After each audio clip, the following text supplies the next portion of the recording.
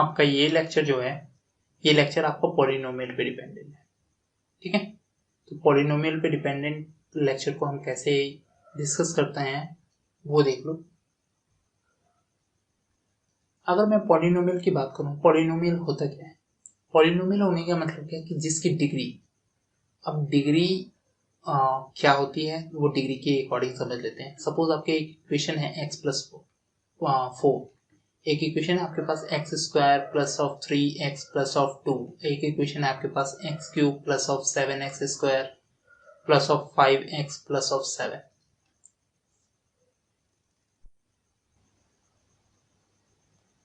तो इस पॉलिनोमियल में डिग्री क्या होती है? मैक्सिमम पावर हर एक चीज को।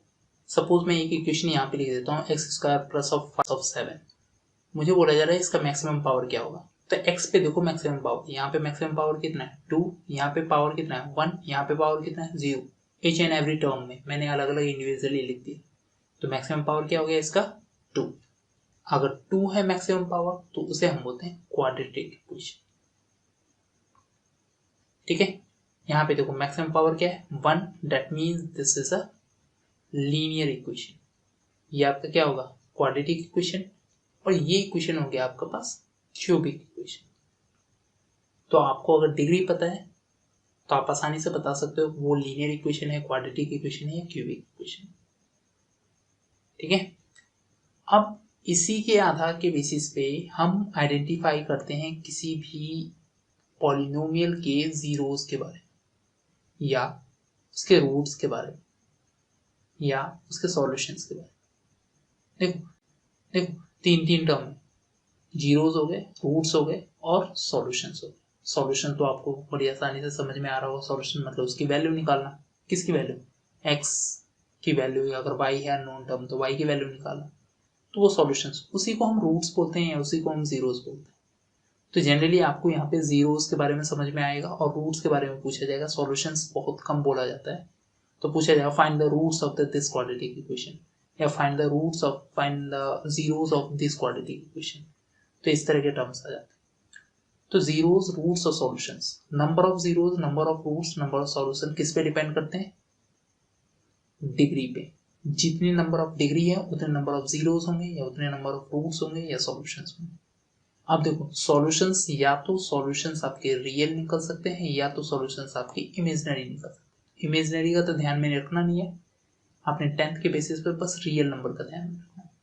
जिसे नंबर को मैंने डिवाइड किया था, नंबर को 2 पार्ट में डिवाइड किया था, रियल और इमेजिनरी नंबर्स में। तो आपने ध्यान में रखना है रियल पार्ट पे। तो रियल में जितने भी सॉल्यूशंस होते हैं वो सारे। तो हम जीरोस को आइडेंटिफाई कैसे करते हैं? सपोज यहाँ पे कोई वैल्यू रख दी, या एक्स की वैल्यू मैंने कैलकुलेट करनी है, तो उसके अकॉर्डिंग हम देख लेते हैं जीरोस। जनरली अब ये सारी चीजें होती है। तो कोई भी एक ग्राफ दिया हुआ है आपके पास, सपोज इस तरह का ग्राफ है, पूछा जा रहा है इसके नंबर ऑफ जीरोस कितने होंगे, तो आप एक लाइन ड्रॉ करो जो इसको मैक्सिमम कट कर पाए। यहाँ पे देखो single cut, double and third. तो this is a cubic equation, क्योंकि इसके नंबर ऑफ जीरोस कितने होंगे 3। सपोज ये इक्वेशन है तो इसमें नंबर ऑफ जीरोस कितने होंगे 2। अब बात क्या हो रही है, इसके नंबर ऑफ जीरोस 2 होंगे। अगर किसी बंदे ने लाइन यहां से ड्रॉ कर दी तो इसने तो बस इसको टच किया है, तो उसके केस में तो 1 जीरोस होंगे, आपके केस में 2 हो रहे हैं। सपोज किसी ने यहाँ दिया तो वो तो टच भी नहीं कर रहा है, कट भी नहीं कर रहा है, तो उसके टर्म्स में 0 जीरोस होंगे। तो मेरे कहने का मतलब है उसके मैक्सिमम नंबर ऑफ जीरोस या मैक्सिमम नंबर ऑफ सॉल्यूशंस या मैक्सिमम नंबर ऑफ रूट्स आपका डिपेंड करता है आप कितनी बार मैक्सिमम उसे कट कर पाए। सपोज एक इक्वेशन ले लिया उसने, एक्स एक्सिस और वाई एक्सिस ड्रॉ कर दिया आपके लिए, ठीक है, और यहाँ पे एक इक्वेशन ड्रॉ कर दिया कुछ ऐसा। आपके अकॉर्डिंग तो वो 3 बार भी कट कर सकता है, लेकिन अगर जीरोस की बात करें तो एक ही जीरोस होगा यहाँ पे, क्योंकि एक्स एक्सिस के अकॉर्डिंग सिर्फ सिंगल टाइम्स कट कर रहा है ये, ठीक है। इसी के आधार पे अब हम चलते हैं एक्सरसाइज पे, और एक्सरसाइज के क्वेश्चन सॉल्व करने की कोशिश करते हैं आपके लिए। यहाँ पे एक्सरसाइज के क्वेश्चन देखते हैं, ठीक है। एक्सरसाइज में आपके पास कुछ ग्राफ्स दिए हुए हैं, उस ग्राफ के नंबर ऑफ जीरोस बताने हैं आपको। नंबर ऑफ जीरोस बताना तो आसान है, लेकिन ध्यान में रखना जब ग्राफ के बेसिस पे आपको नंबर ऑफ जीरोस की बात बोली जा रही है तो उन्होंने दूसरी लाइन आपको खुद ब खुद ड्रॉ करने के लिए नहीं दिया है, ठीक है। तो आप किसके बेसिस पे बताओगे, आप एक्स एक्सिस के बेसिस पे बताओ। एक्स एक्सिस उस लाइन को जितनी जगह कट कर रहा है उसके उतने नंबर ऑफ सॉल्यूशंस हैं, अगर नहीं कट कर रहा है तो नंबर ऑफ सॉल्यूशन नहीं है, ठीक है। जैसे मैंने अभी समझाया था क्या कि आप सॉल्यूशन निकालने के लिए क्या करोगे, मैक्सिमम कट देखोगे। जैसे यहाँ पे 1 2 3 है, नहीं, यहाँ पे आप एक्स एक्सिस के अकॉर्डिंग, यहाँ पे एक भी नहीं है कट क्योंकि लाइन यहाँ से है और एक्स एक्सिस ये रहा, तो नंबर ऑफ जीरोस कितने हो गए, 1 0 हो गए। यहाँ पे देखो एक्स एक्सिस सिंगल एक ही जगह कट कर रहा है, तो इसके नंबर ऑफ जीरोस कितने हो गए, 1 हो गए। यहाँ पे कितनी जगह कट कर रहा है, 1 2 and 3, ये हो गया 1 2 and 3 2 and 3, तो इसके नंबर ऑफ जीरोस कितने हो गए, 3।